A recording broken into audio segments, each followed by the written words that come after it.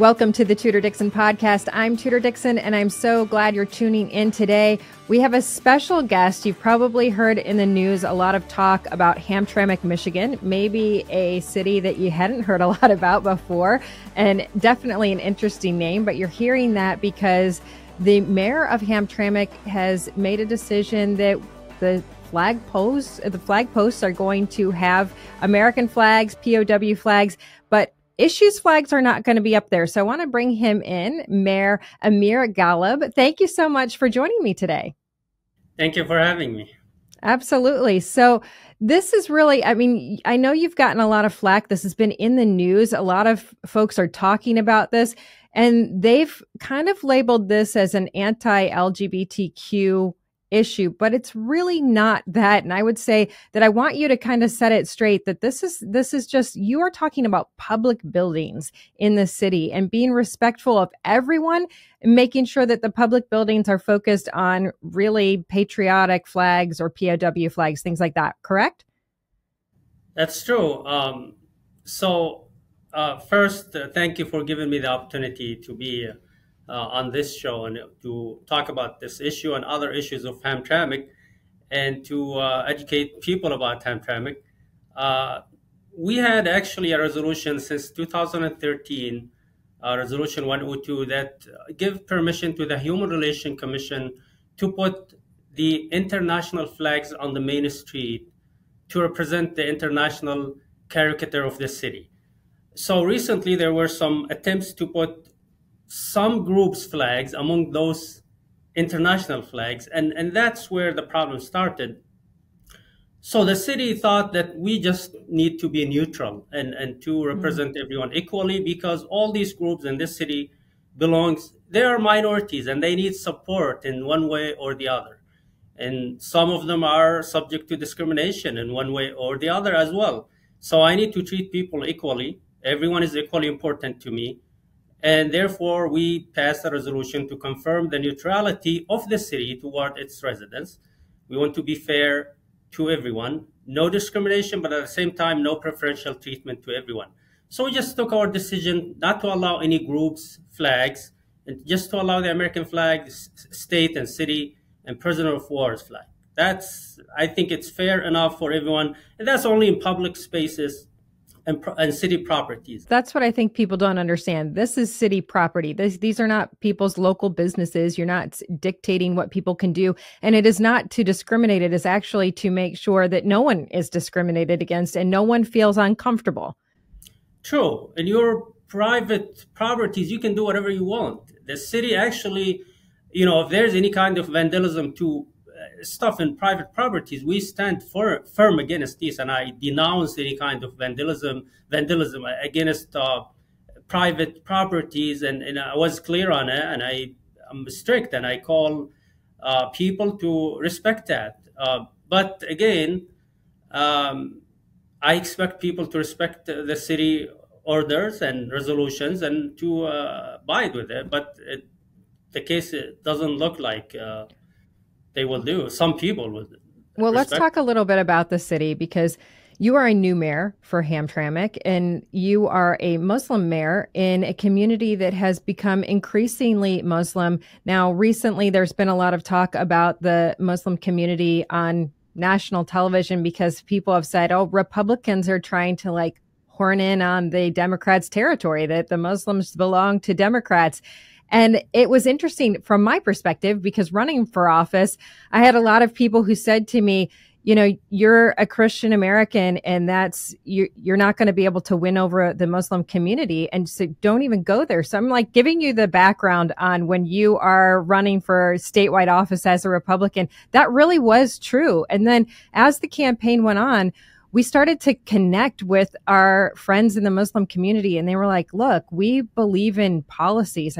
We're obviously putting our faith aside, but it's our conservative values that we agree on. And I actually got to come in and meet with some of the Muslim leaders in Michigan, and it's a large community. We have 350,000 Muslims in the state of Michigan. This idea that we had to be separated for so long, I think was kind of like this boogeyman out there that was keeping Republicans from sitting down with conservative Muslims and talking about this. But really, it is a conservative community. And so when you hear people on national television saying, hey, hands off that community, it's not for Republicans, it really shouldn't be a partisan thing. It should be where your values are. Wouldn't you say? True. First, as a Muslim mayor, in my city, I serve everybody equally. I don't just serve the Muslims, and I try my best to represent everybody equally. And as a Muslim, I hold my view, and I don't represent or talk on behalf of all the Muslims. I know they have different political and ideological views, but I think, yes, like you said, Muslims are conservative. They give high value to their faith and their families and their freedom, the three F's. But I will say they put faith and family first. And some people will sacrifice some of their freedoms in order to protect their faith and family structure. So I have spoken to so many people. There's some kind of shifting mechanism going on now. And some people are telling us, yes, you are an ally with some minorities. I personally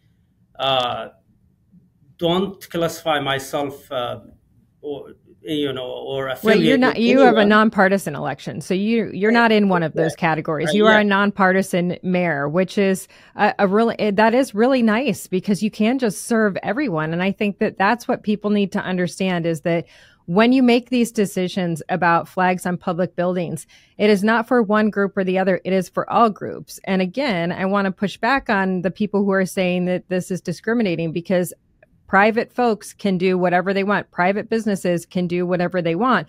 But there was a monologue recently that Jen Psaki put out there kind of claiming that this is a political issue. So I want to play a little bit of that, and then I want to get your reaction to that. Here it is. So lately, I've been noticing the reemergence of a very old GOP playbook that harkens back to President Richard Nixon's infamous Southern strategy. During his campaign for president in 1968, the Republican Party made a concerted effort to reach white Southerners who used to vote for Democrats by playing to their fears of African Americans and the civil rights movement. And it worked. By pitting one group of Americans against another, the GOP successfully managed to split off Southern whites from the Democratic Party. Now, decades later, the right wing is reviving that same playbook, this time with Muslim Americans and trans people. Hear me out here. The GOP is trying to recruit Muslim Americans, a community that makes up less than 2% of the U.S. population, against another tiny marginalized group of Americans, transgender people. First of all, I would argue that that is not the case, that parents are protecting kids from these ideologies when they're in school and they're very young. But secondly, how does it feel for her to come out and say that Muslim Americans are a very tiny group and transgender are a very tiny group, when in the state of Michigan, Muslim Americans are 350,000 strong and transgender are about 30,000 strong? How does that feel to have that comparison? Yeah, I don't think it's logical, but the fact that, I heard this a lot from other people, that there is a coalition and we should protect that coalition. Like I said, Muslims prioritize their faith and families. And I think if they're worried about losing those, the Muslim minority, what are they doing to prevent that shifting mechanism that I called? And I see the catalyst of that shifting mechanism is basically the LGBTQ group. So people are worried about their future of their kids, the future of their kids and their faith, and they see aggressive behaviors, even in the only Muslim majority city in the United States.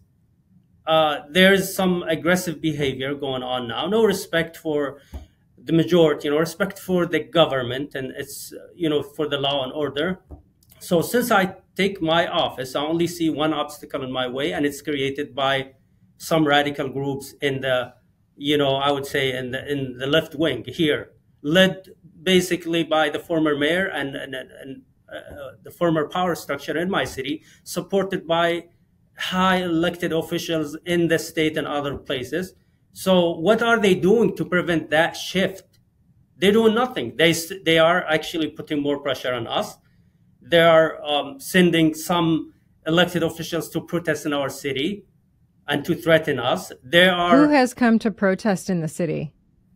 Well, 2 weeks ago, there was a protest, about 50 people. I wouldn't say 50. I would say 50 and then an assault. So that's like 51 people. And the Attorney General was there? Yes. So, there was some sort of support, financial support coming to Hamtramck alleyways, and I heard that it was blocked because as a consequence of this resolution that was passed. And I heard that from elected officials, and that's unethical, I consider it. So they're doing nothing to stop that mechanism, the shifting mechanism that's going on. So if you close a door in front of me, definitely I'll go to the open door, but I wouldn't go alone. I would take thousands of people with me. They don't think about that. I haven't seen any person discussing this with me or concerned about this, what's going on in the community, in the Muslim community. So it's just a fact. It's not like somebody is asking us to support them or change our political stance. It's just naturally happening because of what we see. So in the largest budget that the state of Michigan has ever passed, there was money that was supposed to come to Hamtramck. After this resolution was passed, that it looks as though that money was cut out of the budget. I know the Attorney General, Dana Nessel, was there, and she said that she wasn't there to intimidate.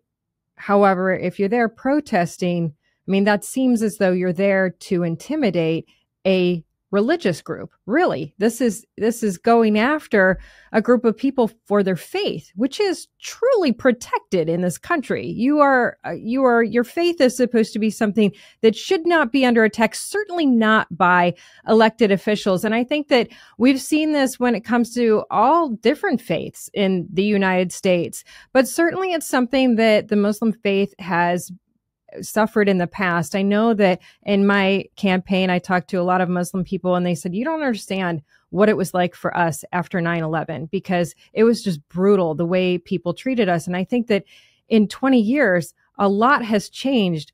But now this seems like that's piling on to already this feeling that you've had to fight for your faith as it is. Would you say that's accurate?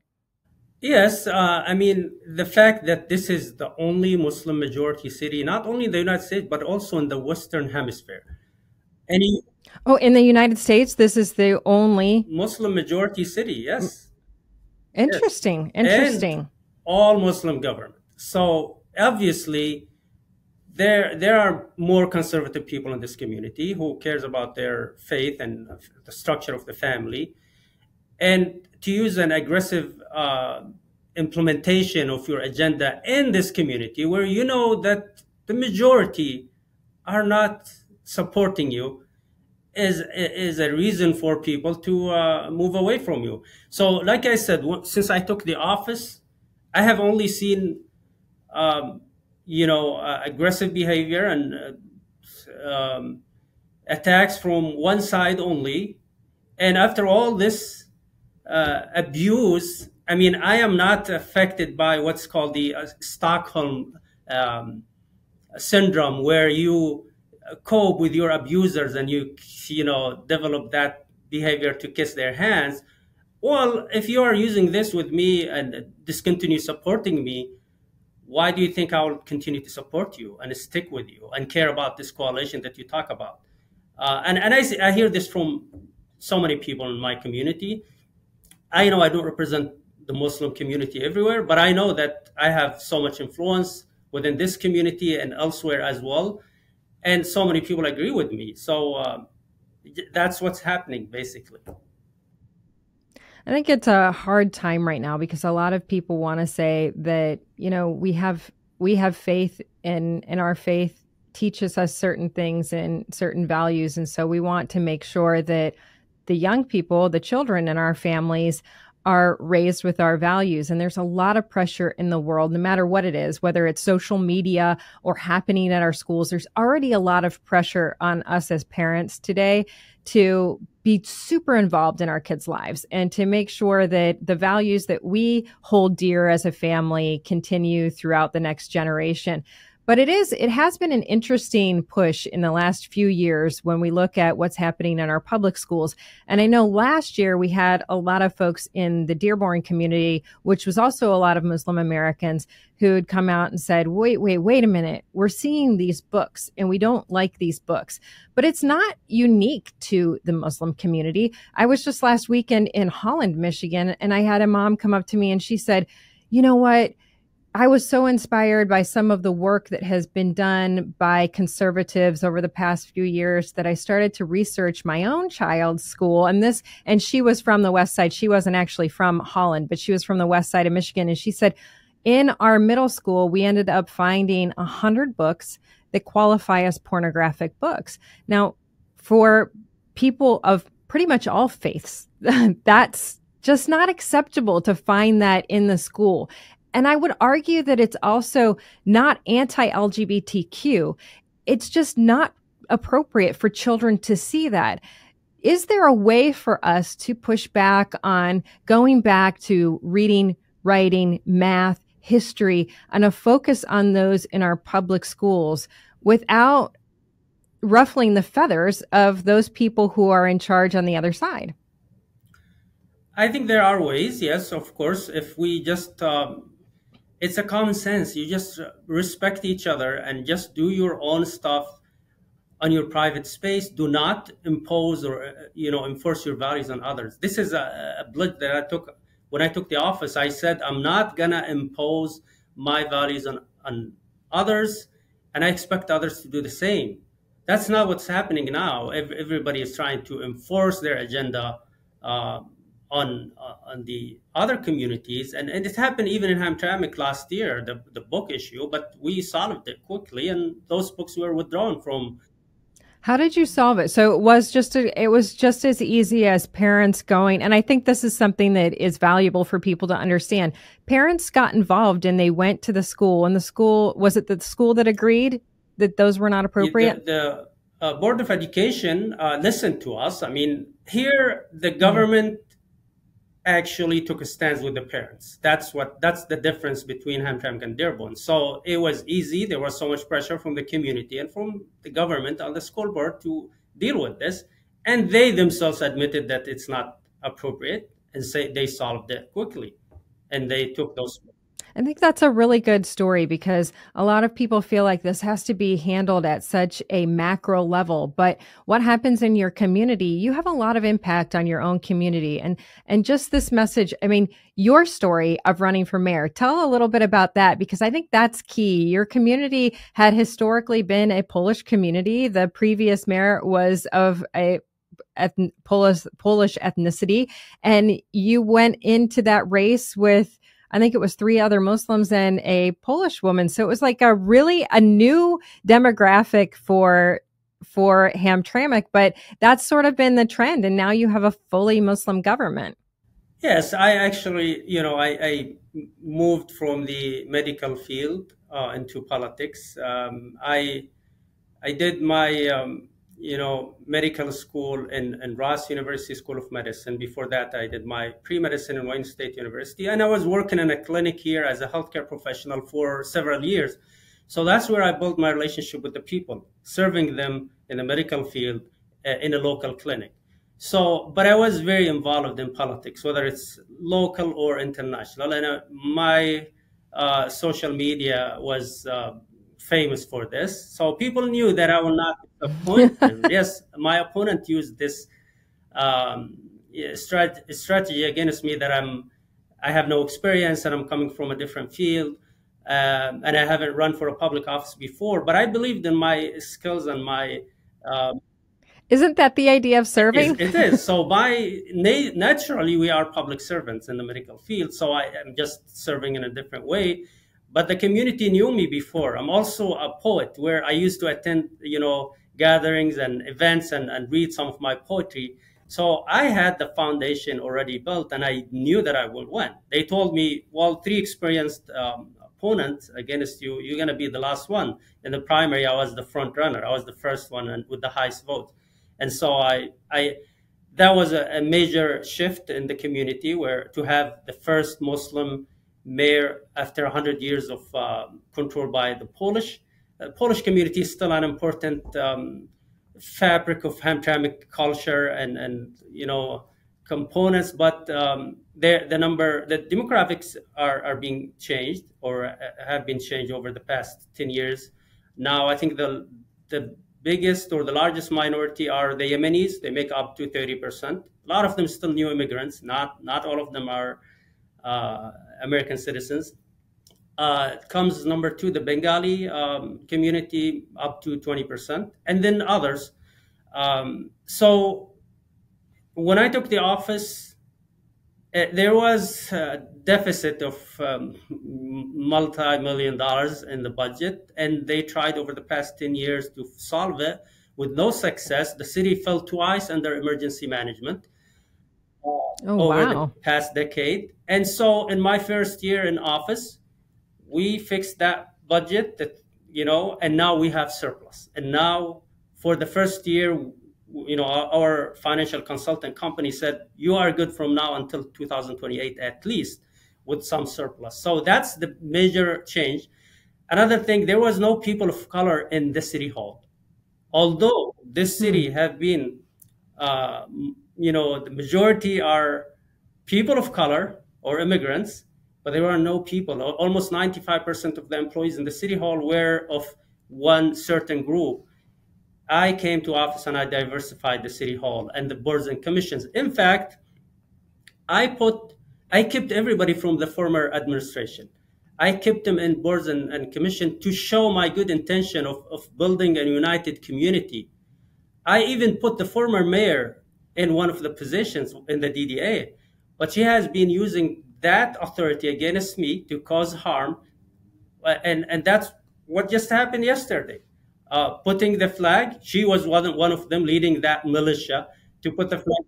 So after you put this law into effect just yesterday, this is no longer Pride Month, let me remind everyone, just yesterday, they put up an LGBTQ flag. Yes, a big one in one of the city flag poles. And I was passing by and I saw people, videotaping and taking pictures, and some militia gathering around the flagpole. And I took action. I mean, the city took it down within a couple of hours, but to find out who led this process, it was the chair of the Human Relations, the former mayor, a group of politicians that one day they used to lead this city, and now they are acting like a militia. No responsibility, very irresponsible action, no respect for law and order, and just show what kind of leadership we had over the past 2 decades. And that's why the city failed and never succeeded over the past 2 decades. You looked at this and you said, I can do a better job. Even from the medical field, you looked at this and said, I can do a better job. You are an immigrant yourself. I mean, I am assuming that because it doesn't sound like a Michigan accent that I'm hearing. So that's a big deal to come into the country and say, I'm going to run for mayor. Could you just walk us through that process? Yes. So I came to the United States at age 17 after I finished 11th grade in Yemen. I came with almost zero English in the late 90s. Wow. I came alone. My family was back home. So I was the main supporter of my family. I started working in a factory 10 hours a day. But then I decided to go back to school after 1 year. I was like, I have to finish high school. And I did. I continued working full time, finished high school, did really good, decided to study medicine. And it's kind of long, inspiring story. But overall, I wanted to study politics from day one. But some advisors, including family members, told me, you are good in math and science, so don't waste your time studying politics, especially in this country, you have no... A lot of people tell you not to get in politics, trust me. They told me that in this country, you have no future in politics because I was an immigrant. And so it stayed as one of my hobbies, and I call it the first love, to serve people and to just get involved in politics. So after finishing medical school, going through all of that, I went back to just practice what I wanted to do in the beginning, and it was a successful journey because I built the foundations, good relationship with the people, with the community, and I gained their trust from the first time to run. I mean, my opponents were some kind of a strong politicians who had some experience in the government or elsewhere, and I'm just proud of my community and of myself that they chose me over all of those people, and I will not disappoint them. I'm trying my best. I sacrifice so much time because, as you know, this mayor system in Hamtramck is almost voluntarily positioned. No. Yeah. Well, and I think that, let me be kind of bold here because I think your story is very interesting. Coming over here at 17 by yourself, this is a story that we hear of folks from Arab American backgrounds or Arab backgrounds coming into the United States. And there has been a narrative of fear around that. Why are they coming by themselves? Why is it a young 17-year-old man? And you came here with intentions to have a great life here, and you've done amazing things. So for the people out there who are saying, why come alone? Can you just kind of put those fears to rest and explain why? Why did you come alone? And what drove you to this love of public service? Well, as you know, everyone dream about coming to America. This is the land of opportunity where all the doors are wide open to, for you to be whatever you want to be. My father used to be here a long time ago, and then when he decided to stay, to retire and stay home, he sent me as the first and oldest of his sons to take care of the family and replace him actually to provide the family with, source of income. So that was the main goal for me to come and just work. It wasn't to go to school or as a student, but I was a good student back home. So it was sad for me not to be able to finish high school back home. And that's why I went back to study. And this is the land of opportunity. You can study and you can go to school. If you do well, you don't need anybody to support you. You can support yourself. It was a difficult journey without family or social support. But I think, it is, like you said, it's inspiring for others that you can do whatever you want in this country. And it shows a lot of strength and resilience when you are alone. And, you don't feel, don't let your English or your accent or your background discourage you from being whoever you want to be and to be, serving the community.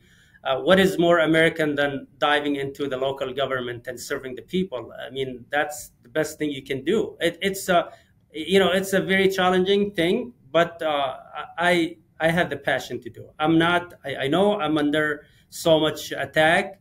There's so much pressure. There's a lot of things going on the social media, on lawsuits, everything. But it's okay. I have so much confidence that I can do it. We are not doing anything wrong. We are not discriminating. We are not violating any laws.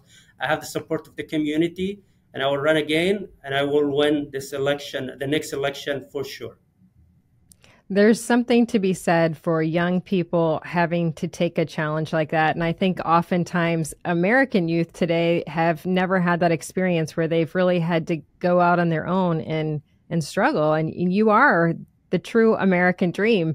So coming here at 17, becoming mayor, taking a city from debt to influx and surplus, it's a really incredible story. And I'm just so happy that you came and shared that. I know that this story about the flags and all of that has kind of blown up, but I wanted to share the story of who Mayor Amer Ghalib, sorry, I'm saying it wrong, Mayor Amer Ghalib of Hamtramck is. And I'm so glad that you were willing to share that with us, because I do think that this kind of opens the hearts of people back to what America's really about. And that is people coming here and being able to see those streets paved with gold, right? Yes. Yes, thank you. And so with all what you hear on the media, we still have a very welcoming community in Hamtramck, very diverse. It's probably the most diverse city in the state of Michigan. It is also the most walkable city. There's an article that it was classified as the city with the fastest growth in population and in businesses. So the population grew by 29% over the past 10 years. And it's even more because I know a lot of people, the census wasn't accurate. There were a lot of problems with that. But this city is very safe, very peaceful. People here are very peaceful. They don't want problems. They just want to live, do their thing, work, produce. People are very productive in this community. And so the city is moving forward and is welcoming. I mean, we welcome everybody. And with the city government is here to serve everyone equally, like I said, and everyone is equally important to us.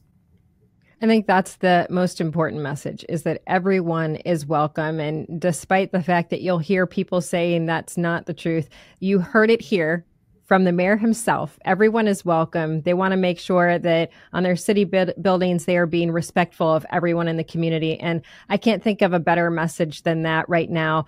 I think it's amazing. It's a great Michigan story. Of course, I love it because it's a great Michigan story. And I loved hearing your story of just overcoming and becoming something incredible for your community. Amer Ghalib, thank you so much for being here today. Thank you so much for having me.